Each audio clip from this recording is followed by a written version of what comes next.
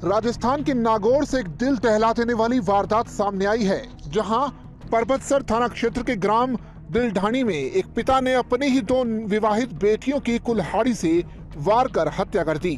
जानकारी मिलने पर परबतसर पुलिस मौके पर पहुंची और मामले की पड़ताल शुरू की। एक गांव है दिलढाणी के अंदर गुजरों के पास में मानाराम के घर के अंदर उसकी दो लड़कियों की हत्या कर दी गई है और उसकी पत्नी व एक दो गंभीर रूप से घायल है, जिनको अजमेर रेफर किया। इस सूचना पे SHO परबतसर CO मकराना और मैं मौके पे पहुंचे। जाके देखा तो उसकी मानाराम की जो शादीशुदा लड़कियां थी, उनकी है जो धारदार हथियार से चोट पहुंचाई थी, जिनकी मृत्यु हो चुकी थी, जिनकी परबतसर अस्पताल में मोर्चरी में डेड बॉडी रखवाई गई है। पुलिस अधिकारियों के मुताबिक घटना सोमवार देर रात की है, जब दिलढाणी में रहने वाले मानाराम ने इस खौफनाक वारदात को अंजाम दिया। सोमवार की रात मानाराम का बेटा हजारी अपने कमरे में सो रहा था। उस कमरे का दरवाजा उसने बाहर से बंद कर दिया। उसके बाद अपनी पत्नी दोहिता और दोनों बेटियों पर कुल्हाड़ी से वार किए और मौके से फरार हो गया। दोनों बेटियों की मौके पर ही मौत हो गई। आज करीबन मार्केट 5 बजे से फोन आयो सूरज को, क्योंकि दादा यहाँ की घटना घट गई है।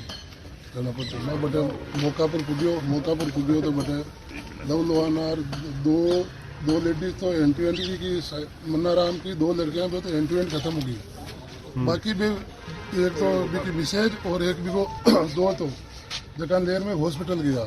हॉस्पिटल जा रहा, हॉस्पिटल में थोड़ी सी ड्रेसिंग करार अजमेर सप्लाई पर जाने के लिए उसके बेटे ने जब कमरे का दरवाजा खोलना चाहा तो दरवाजा बाहर से बंद मिला। इसके बाद उसने प्रयास करके दरवाजे को खोला, लेकिन बाहर का नजारा देखते ही वो हैरान रह गया। उसने तुरंत इलाके के सरपंच को इस बारे में जानकारी दी और बाद में सरपंच की सूचना पर परबतसर पुलिस भी मौके पर पहुंची।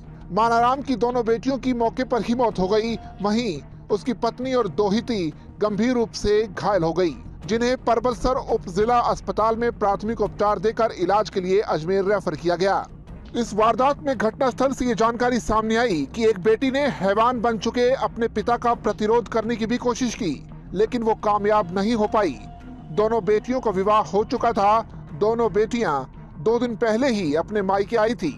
उसके बाद अपनी पत्नी, दोता और दोनों बेटियों पर कुल्हाड़ी से वार किया और मौके से फरार हो गया।